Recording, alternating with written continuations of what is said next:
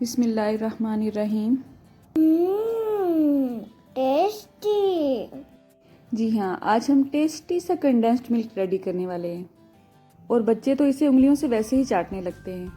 तो चलें टाइम ज़ाया किए बगैर अपनी रेसिपी स्टार्ट करते हैं। सिर्फ 2 अज्जा से आज हम इसे तैयार करेंगे। इसके लिए हमने लिया है आधा किलो दूध। मैं यहाँ पे गाय का दूध इस्तेमाल कर रही हूँ। मैंने इसे बॉयल करके इसकी बालाई उतार ली थी। आप अगर खुला दूध इस्तेमाल नहीं करना चाहते हैं तो कोई भी डब्बे का दूध आप इस्तेमाल कर सकते हैं इसके लिए। अब हम इसमें ऐड करेंगे शुगर। चीनी इसमें मैं मेजरिंग कप के हिसाब से ले रही हूँ। आप वैसे भी जो रेगुलर यूज़ होते हैं टी कप वो भी यूज़ कर सकते हैं। चूल्हे की आंच को हम मीडियम पर ही रखेंगे। चीनी हम यहाँ पे दानेदार यूज़ कर रहे हैं। आपके पास जो भी आप इस्तेमाल कर सकते हैं, लेकिन चीनी डालते ही आपने इसको फ़ौरन हिलाना है। अगर आप इसे मिक्स नहीं करेंगे और चीनी एक ही जगह पर बैठी रहेगी तो ये बिल्कुल भी अच्छा टेस्ट नहीं देगा और इसमें जलने की स्मेल आएगी, क्योंकि चीनी मिक्स ना करने की वजह से ये कैरामलाइज हो जाएगी, यानी चीनी फ़ौरन ब्राउन होके दूध का कलर भी ब्राउन कर देगी। कंडेंस्ड मिल्क हम ज़्यादा क्वांटिटी में नहीं बना रहे हैं, इसलिए इसको बनाने में ज़्यादा टाइम नहीं लगेगा। बस आप कोशिश करें कि इसमें मुसलसल चम्मच हिलाते रहें ताकि ये नीचे से जलने ना पाए। आप देख रहे हैं कि 5 से 7 मिनट गुजरने के बाद दूध में अच्छा सा बॉयल आना शुरू हो चुका है और चीनी इसमें अच्छी तरह से मेल्ट हो चुकी है। डब्बे में बंद जो मार्केट से परचेज़ करते हैं कंडेंस्ड मिल्क वो बहुत कॉस्टली होते हैं। अगर आप इस तरह से इसे घर में बना के सेव कर लेंगे तो ये काफ़ी चीज़ों में इस्तेमाल हो सकता है और मार्केट के हिसाब से ये हमें बहुत ही सस्ता पड़ता है। आप इसे खीर में इस्तेमाल कर सकते हैं, दूध वाली सफाइयों में इस्तेमाल कर सकते हैं, शीर खोरमा में इस्तेमाल कर सकते हैं।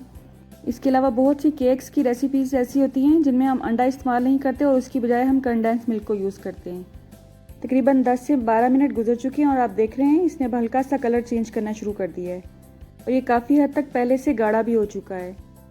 इस स्टेज पर आप चूल्हे की आंच को थोड़ा सा तेज़ भी कर सकते हैं, लेकिन चम्मच आप मुसलसल हिलाते रहेंगे, वरना इस स्टेज पर इस पर हल्की सी बालाई आनी शुरू हो जाती है जो कि बाद में गुठलियों की शक्ल इख्तियार कर लेती है, जो कि बिल्कुल भी अच्छी नहीं लगती।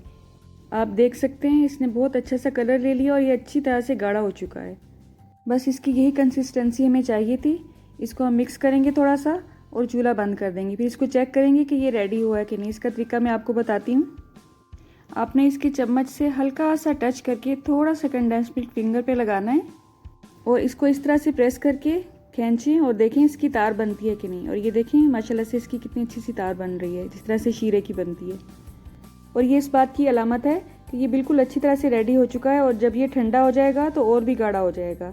ये देखें मैं दोबारा आपको दिखा रही हूँ, ये कितनी अच्छी सी तार रेडी हुई है इसकी।